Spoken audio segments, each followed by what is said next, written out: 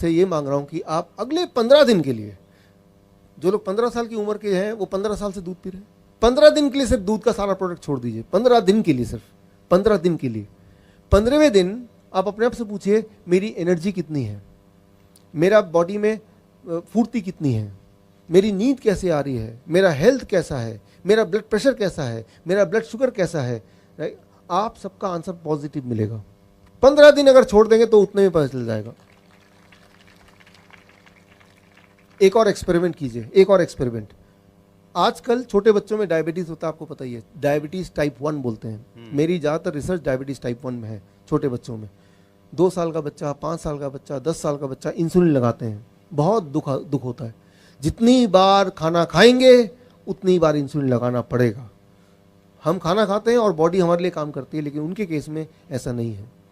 जबकि असली बात यह है कि ये आप मेरी तरफ से उन पेरेंट्स तक पहुंचाइए कि इंसुलिन वाले जो बच्चे हैं छोटे, उनकी इंसुलिन छूट सकती है।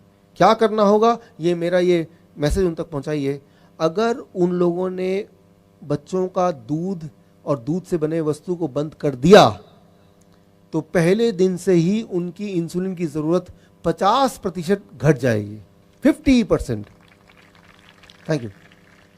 मतलब ये कि अगर वो 30 यूनिट इंसुलिन देते हैं तब जाके ब्लड शुगर कंट्रोल में आता है, तो 30 की जगह 15 यूनिट ही देना पड़ेगा, और 15 यूनिट देने की ज़रूरत नहीं है। और अगर कहीं गलती से 15 यूनिट और दे दिया, उतना ही दे दिया, तो वो लो शुगर हो जाएगा, जो कि बहुत ही खतरनाक हो सकता है, किसी की मौत हो सकती है। इसीलिए उन पेरेंट्स को बोलना पड़ेगा कि देखिए भाई, बच्चे का दूध छुड़ाइए, लेकिन ध्यान रखिए आपको इंसुलिन भी आधी करनी पड़ सकती है, शुगर चेक करके ही इंसुलिन दीजिए, ऐसे मत दीजिए। तो इस बात से आप अनुमान लगा सकते हैं कितना ज़्यादा प्रभावशाली है दूध का छोड़ना। एक दिन में असर आता है, एक दिन में। मैं 1 महीना नहीं बोल रहा, 1 साल नहीं बोल रहा, एक दिन, 1 डे ओनली। लेकिन कभी किसी डॉक्टर के पास जाएंगे, छोटा बच्चा जाता है, तो वो कभी नहीं बताएंगे कि भाई दूध छुड़ा दो आपका शुगर छूट जाएगा। वो बोलते हैं दूध डबल कर दो, इंसुलिन 4 गुना बढ़ा दो, राइट। तो आपको जान के हैरानी होगी, डायबिटीज के 10 पेशेंट में से हर तीसरा पेशेंट इंसुलिन लेता है। Every 3rd patient take insulin. और दुनिया में डायबिटीज इंसुलिन बनाने की कितनी कंपनियां हैं? सिर्फ 3 कंपनियां, यूएस की, जर्मन की, 3। वो पूरे दुनिया के इंसुलिन को चला रहे हैं, 3 कंपनीज। 90% मार्केट उनके कब्जे में है। जरा सोचिए, अगर वो तीनों कंपनी एक दिन फैसला कर ले आज से हम इंसुलिन नहीं बनाएंगे, क्या होगा? जो लोग इंसुलिन लेते हैं उनका क्या होगा? दिमाग में बात आ रही है, वो तो मर जाएंगे, मर जाएंगे। कितने प्रतिशत मरेंगे? 3%।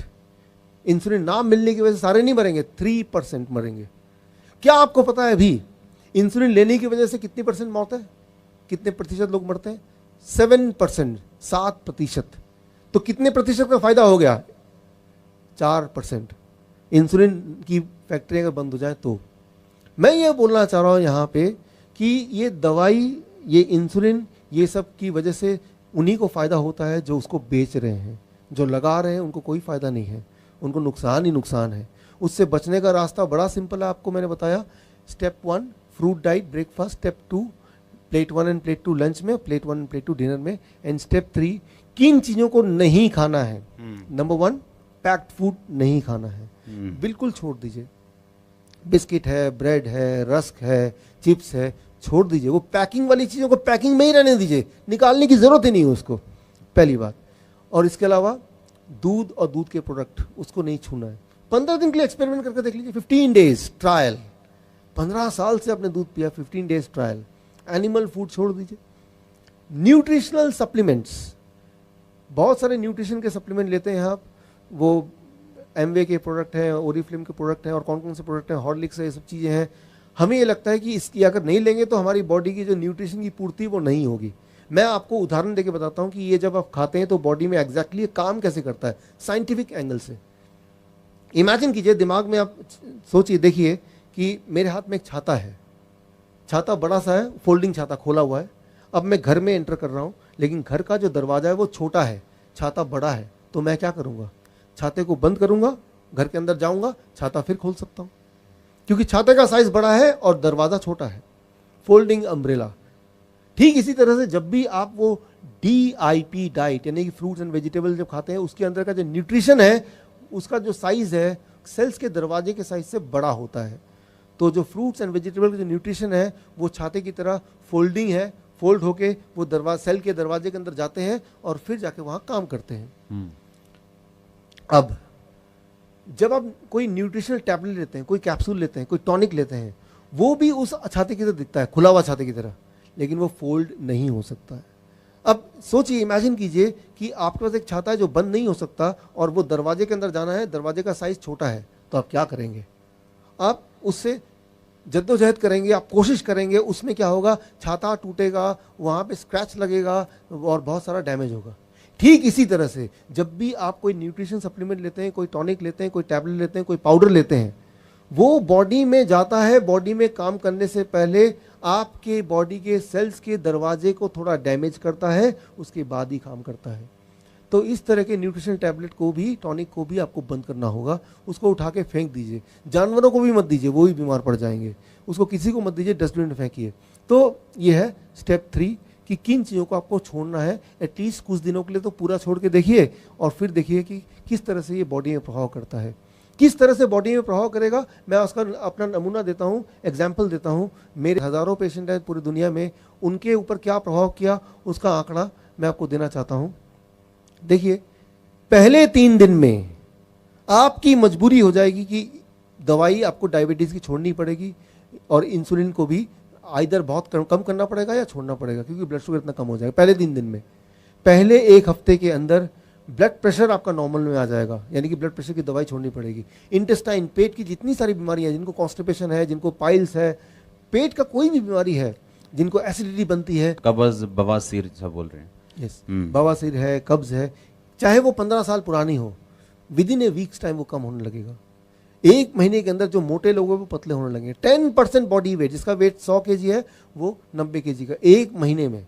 आपको मैं एक्सरसाइज करने नहीं बोल रहा, एक्सरसाइज करना तो बहुत अच्छा होता है, लेकिन मैं ये मान के चल रहा हूँ एक्सरसाइज भी नहीं करेंगे, आप सिर्फ ये DIP डाइट जो मैंने बोला सिर्फ इतना ही करेंगे और ऐसा 1 महीने तक करेंगे। 10% वेट, जो मोटे लोग हैं उनका 10% वेट घट जाएगा।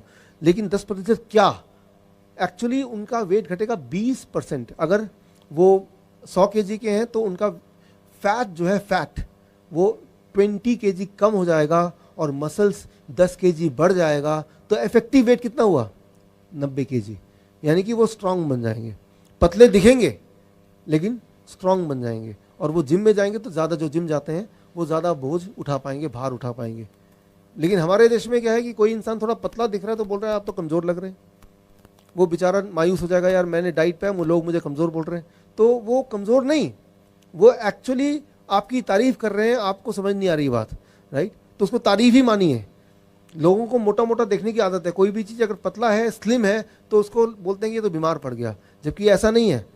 भगवान ने हमें बनाया है इतना मोटा। अब देखिए, जब आप कोई मोटा होता है, उसका जो हार्ट है, आपका जो हार्ट है, उसकी साइज़ मुट्ठी बराबर है।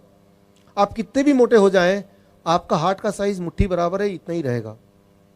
अब मानिए ट्रक के अंदर मारुति 800 की इंजन हम डाल दें तो ट्रक कितना दूर जा सकता है भला? ज़्यादा दूर नहीं जा सकता है। अगर इतना मोटा एक आदमी है, उसका हार्ट इतना ही है, वो तो बढ़ सकता नहीं है, तो हार्ट को कितनी मुश्किल होगी इस आदमी को आगे तक चलाने के लिए। तो हार्ट के अनुसार ही आपके बॉडी का साइज होना चाहिए, तो बॉडी का वेट होना चाहिए। ज़्यादा भारी भरकम इंसान दिखने में, कोई बोलेगा बहुत हेल्दी ये लग रहा है, बहुत ताकतवर दिख रहा है, लेकिन उसको बोलें थोड़ा यहाँ से यहाँ तक चल के देखना, वो हाँफ जाएगा। तो आपके अंदर जान आ जाएगी, ताकत आ जाएगी, आपका बॉडी वेट आपका कम हो जाएगा, लेकिन मसल्स बढ़ जाएंगे। लेकिन मसल्स पतले होते हैं, इसलिए आपकी कमर बहुत पतली हो जाएगी। जिनके गाल फूले हैं, गाल थोड़े अंदर आ जाएंगे।